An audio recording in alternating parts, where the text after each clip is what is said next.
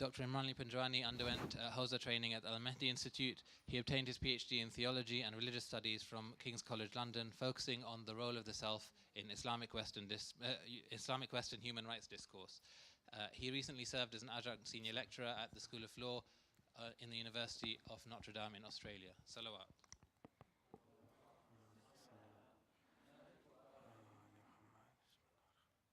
أعوذ بالله من الشيطان الرجيم بسم الله الرحمن الرحيم أستغفر الله ربي وأتوب إليه قال علي بن أبي طالب في نهج البلاغة الحمد لله غير مقنوط من رحمتي ولا مخلو من نعمتي ولا مأيوس من مغفرتي ولا مستنكف من عبادتي الذي لا تبرخ له نعمة ولا تفقد له نعمة وصلى الله على محمد وآله الطيبين الطاهرين اللهم صل على ربنا لا تزغ قلوبنا بعد إذ هديتنا وهب لنا من لدنك رحمة إنك أنت الوهاب صلوات اللهم صل على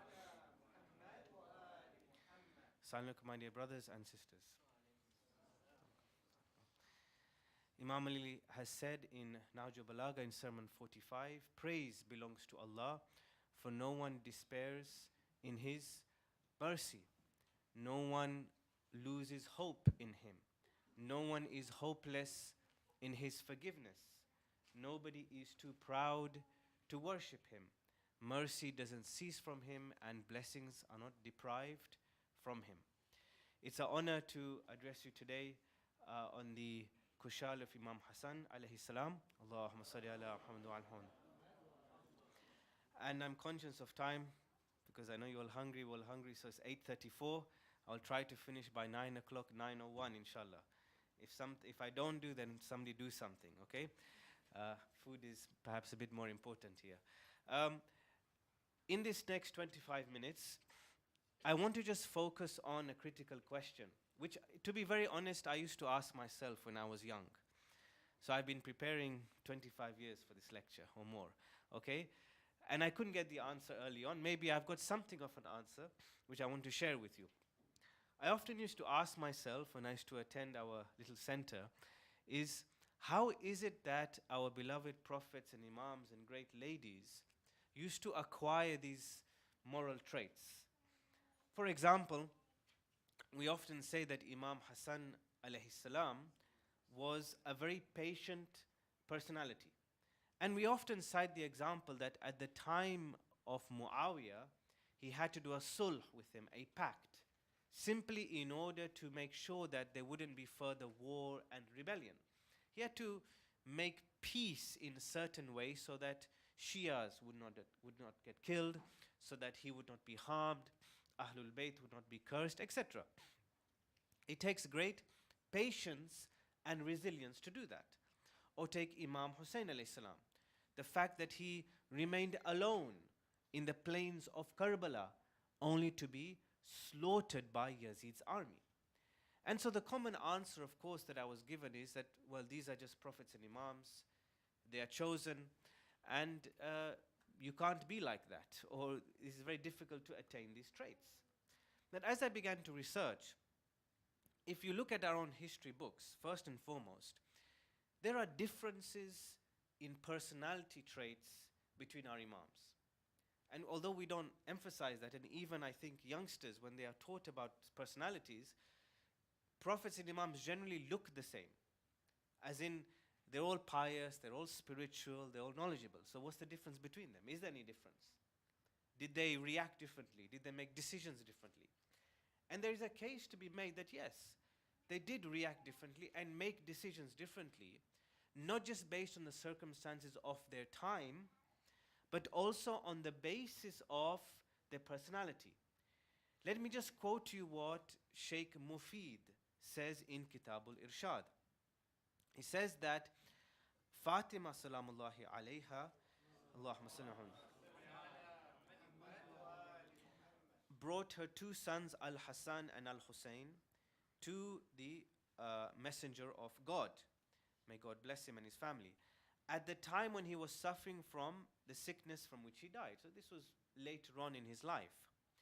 And so Lady Fatima, peace upon her, says, Messenger of Allah, these are your two grandsons. Give them something as an inheritance. Leave them with something. So the Prophet replies very specifically. He says, as for Al-Hasan, he replied, he has my form and my nobility.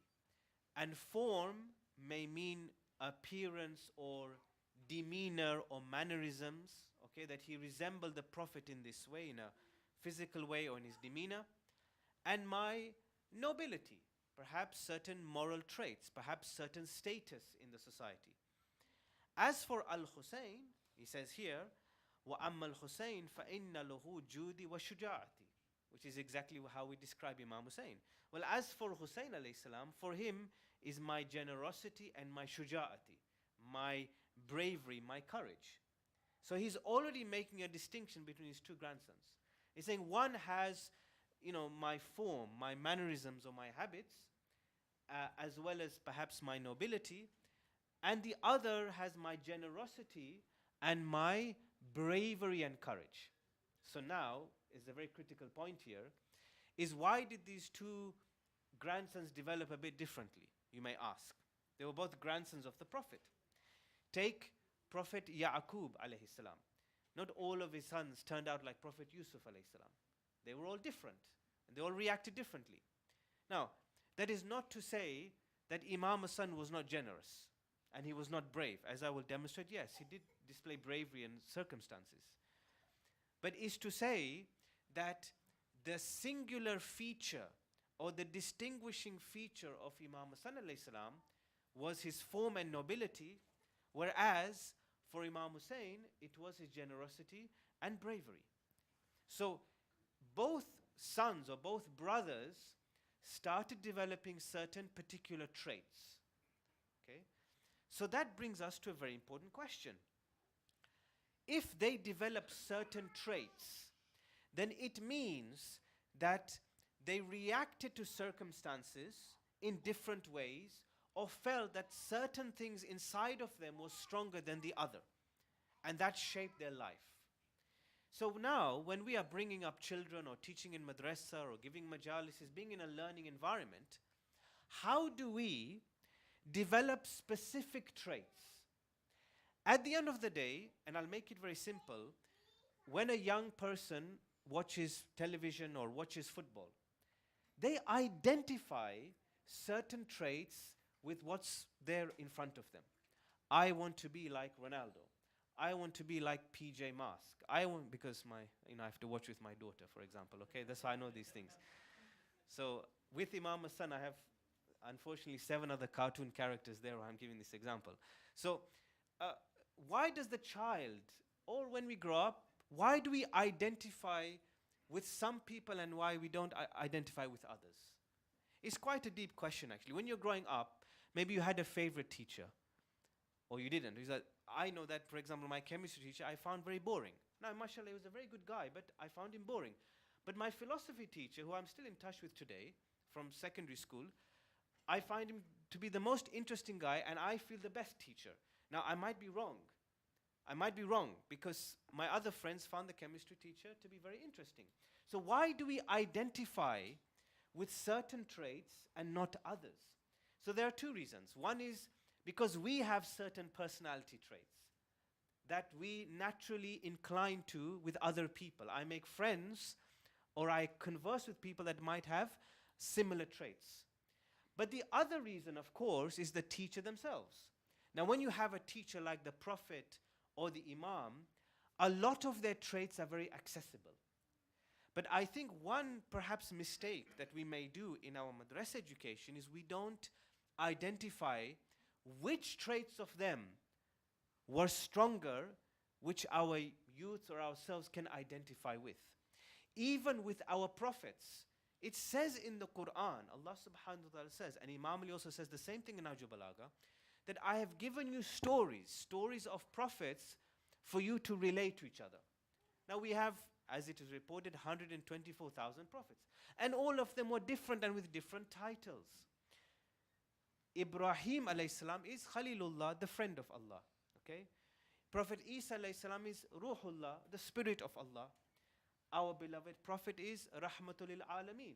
Why these titles? Why different relationships with God? One is because of their own spiritual stations, but two is also for us to try to identify with them. And yes, when I read the stories of prophets, I do identify sometimes with certain prophets more than others because I feel that their struggle relates to mine. If I am feeling jealous or somebody is jealous of me, then I think Prophet Yusuf's stories make sense. If today somebody here is an orphan in our community, or there are orphans, they would relate to our beloved Prophet more. So we can identify with certain traits of certain prophets. But we have to make those traits available to our youngsters and ourselves, that the prophets and imams don't become unreachable angels, which is what some people were expecting in the Quran. Rather, they are reachable human beings for us to learn from. Salawat.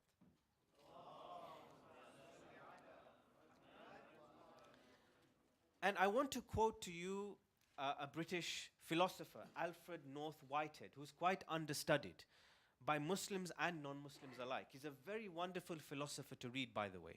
And he proves, in a way, the existence of God in a different way, but that's another lecture. He has got a book or a series of lectures on education. Now, those of you who are teachers, or I'm a lecturer, or those of you who are madrasa teachers, even parents, maybe this might make some sense. And then I'll go on to some verses of the Quran and hadith of Ahlul Bayt before giving the example of Imam Hasan al-Islam. About education and identifying with people and how to teach, he says, I appeal to you as practical teachers. With good discipline, it is always possible to pump into the minds of a class a certain quantity of inert knowledge. Inert knowledge basically is stationary knowledge, like still knowledge, like knowledge of a textbook, information. You're pumping information into somebody. It's inert, it's stable, it's not moving, right? You take a textbook and make them learn it. So far, so good. The child then knows how to solve a quadratic equation. But what is the point of teaching a child to solve a quadratic equation? It says going against, 100 years of education and more, actually, because he wrote this in 1929, actually. There is a traditional answer to this question. It runs thus. The mind is an instrument. You first sharpen it and then use it. So you problem solve, and this is the part of the process of sharpening the mind. This is maybe how many of us were taught. You go through 18 years of education, and the teacher tells you, you got to learn algebra, you have to learn Shakespeare, you have to memorize this, because one day when you're 18, your mind is going to be sharp. And then you're going to get a job, and you will learn how to live in the world. This is the traditional form of education which has survived today. And he's questioning it, right? And I questioned it when I read it, what happened to me up to 18, okay? So he continues, the mind is never passive. This is his first thing, the mind is never passive. It is a perpetual activity, delicate, receptive, responsive to stimulus. That means the mind is always active, it's responding. You cannot postpone its life until you have sharpened it. You can't just say, well, up until 18 you feed somebody a textbook and then say at 18 you live your life. He says it doesn't work like that. He says whatever interest attaches to your subject matter must be evoked here and now. Whatever powers you are strengthening in the pupil must be exercised here and now. Whatever possibilities of mental life your teaching should impart must be in the here and the now. This is the golden rule of education, and it's very difficult to follow. He's basically saying that whatever the student is attaching his interest to, and whatever power you have to strengthen that interest, you have to give it now. That's the golden rule of education, according to him. Okay? So constant back and forth with the student. Your power and his power. And then he ends and says, what education has to impart is the power of ideas. For the beauty of ideas and the structure of ideas, together with a particular body of knowledge, which has a peculiar reference to the life of the being possessing it. So saying education is basically this: the power of ideas fitting in with a body of knowledge combined with the student taking that in. So ideas, placing the ideas, and the student taking that in. That is basically education. Now, why have I said this to you? Because this is my humble observation, you can please correct me. We expect that when a student goes to madrasa or attends majlis, when he becomes bulugh, for example, we expect that suddenly, after 15 or 18 years of education, or 1,000 majalises, or attending 1,000 Thursdays, we expect suddenly that human being to be like a member of the Ahlul Bayt. We say, but son, daughter, didn't you listen to the majalis? Okay? Didn't you attend the madrasa? Didn't you listen to your teacher? Right? That's what we say. And then suddenly, if the child or adults, we do something wrong, somebody has lied. I don't want to give that example, but he's doing something terribly bad in the society, okay? Or he's listening to some song. He's going on Facebook. He's doing something else. We think, what has happened? Have I done something wrong? Has the parent done something wrong? Has the community done something wrong?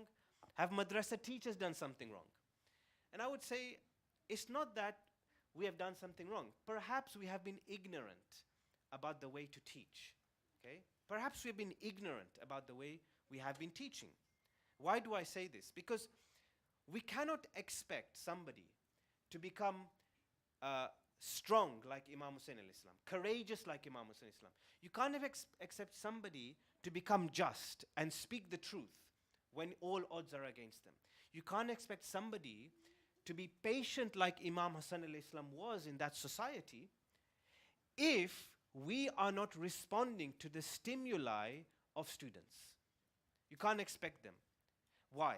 Because just because you teach them 3-4 hours some hadith of Ahlul Bayt alayhimus salam, that doesn't mean anything because they're not responding to the stimuli in the hadith. Their mind is active all the time.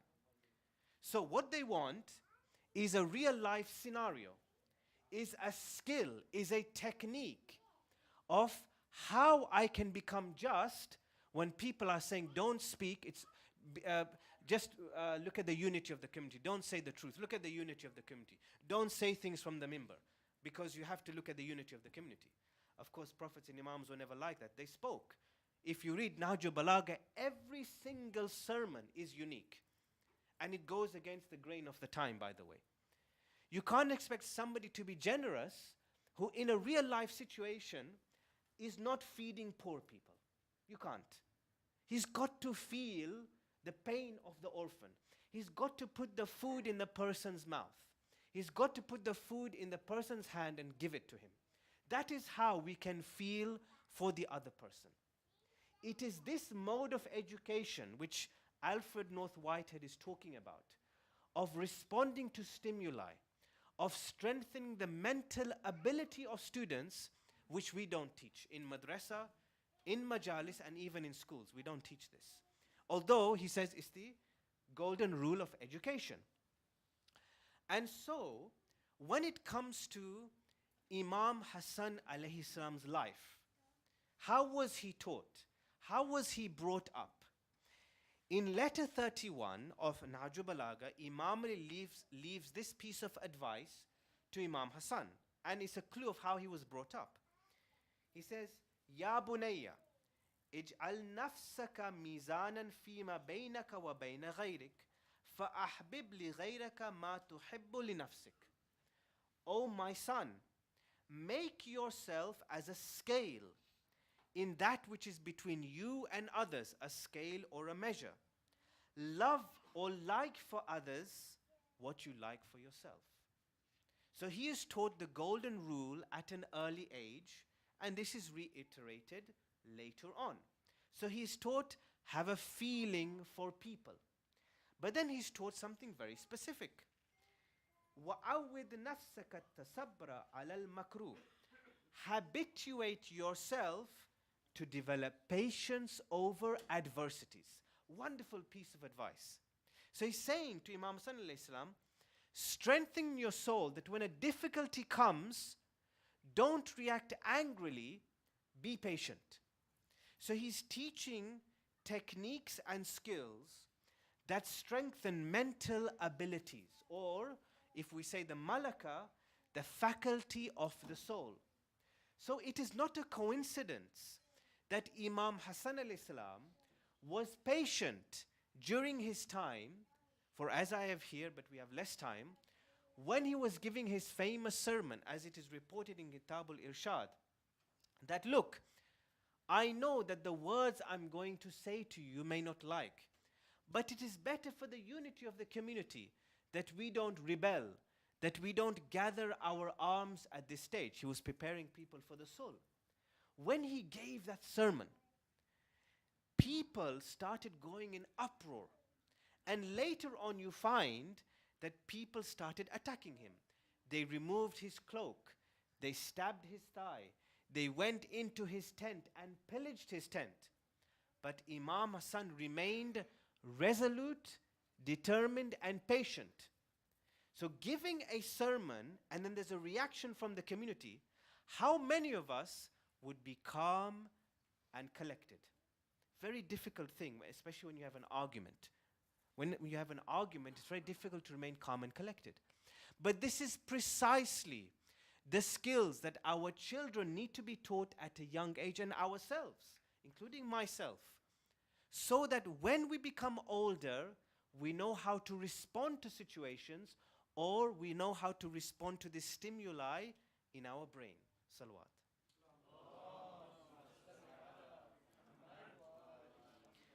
In fact, this is the verse of the Quran and a hadith of Imam alayhi salam.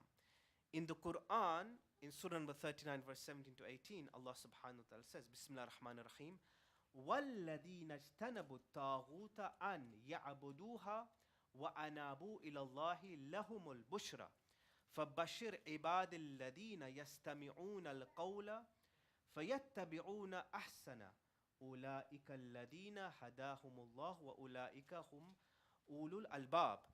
As for those who stay clear of the worship of the rebel and turn penitently to Allah, there is good news for them. So give good news to my servants who listen to the word of Allah and follow the best sense of it. They're the ones who Allah has guided, and it is they who possess intellect. And here we come to a critical point. Whenever you finish a lecture, if you give lectures, or if I give a lecture, or you study in university, there is a difference between listening and following the best sense of something. We often say, and people often say, I have attended my Muharram Majalis. I have listened to Dua al-Iftitah.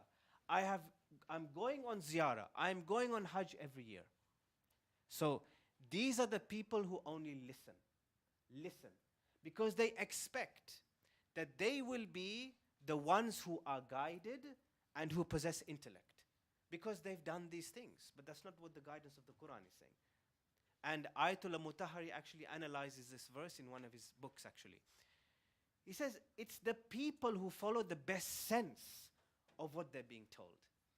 Even while I'm speaking, you may disagree with things, but your duty is to analyze and follow the best sense of it. Follow the best sense of something so that you may be guided, not listen. Why am I saying that? Because Imam Ali says, Al-ilmu ilman, matbu'un wa masmu'un, wa la yanfa'ul masmu' idha lam yakunil matbu'. Knowledge is of two types. This is hadith number 338 in Nahj al-Balagha. Knowledge is of two types. Imprinted and heard.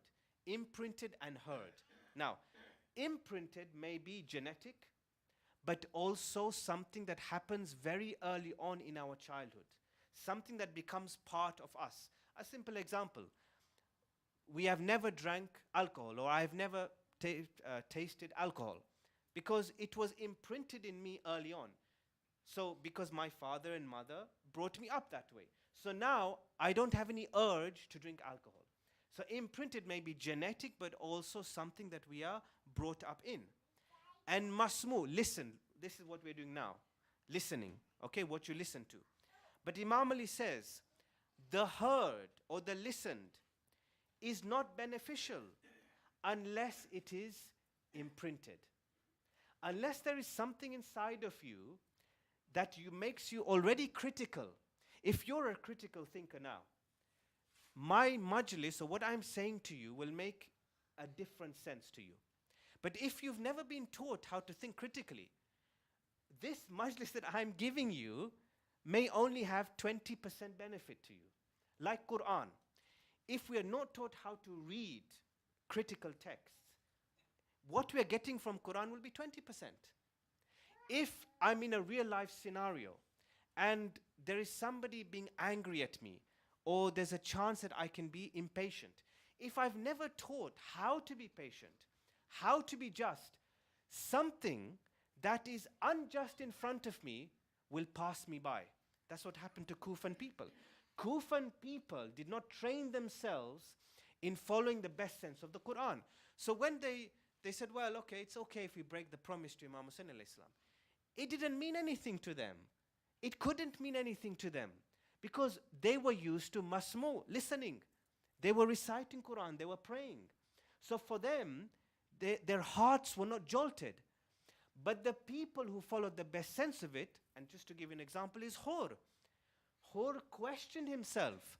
I find myself between heaven and hell. He's questioning his existence. Well, okay, I am following Yazid's army, but what am I doing? Is it right? Is it wrong? There is Allah. There is Tawbah. He started to be penitent. Hur is an example of somebody following the best sense of the Quran. So, listening doesn't mean anything. Reciting doesn't mean anything. But it is about questioning the techniques of our soul. Salawat. And I will end on a dialogue between Imam Ali and Imam Hasan in 1 or 2 minutes. It's exactly 9 o'clock. Okay, 1 minute or 2 minutes, inshallah. Okay, there is a dialogue in Tuhaful Uqul and Biharul Anwar, where Imam Ali trains Imam Hasan. Now we might ask, what questions do we ask our children? How do we train people in madrasa? This is how Imam Ali used to train Imam Hasan, at least according to what we have. قِيلَ لَهُ مَا الزُّهْدُ.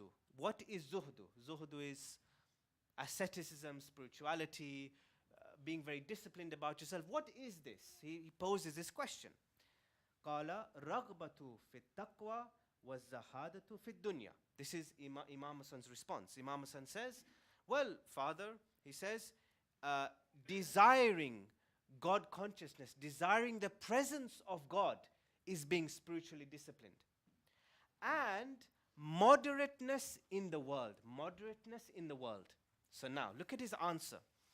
Being spiritually disciplined is having a desire for the presence of Allah and not living away from the world, as maybe some Sufis do, but being moderate in the world. Moderate. So if Imam Hasan is taught this at a young age, and I have a whole page here, we can't go into it.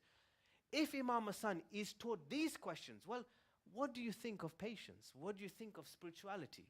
What do you think of courage? And Imam Ali is training him and is giving an answer. Maybe on this beautiful night, when we are celebrating the grandson of the Prophet, who was patient over adversities, who sometimes we say, oh, well, Imam Hussein was the brave one. Well, no. Imam Hasan, with these answers, responded to his environment in the most spiritually disciplined way, which inshallah makes him a personality for our children and for ourselves. Salawat. Please can recite Surah Al-Fatiha, and I believe it is Adhan soon, inshallah. Surah Al-Fatiha.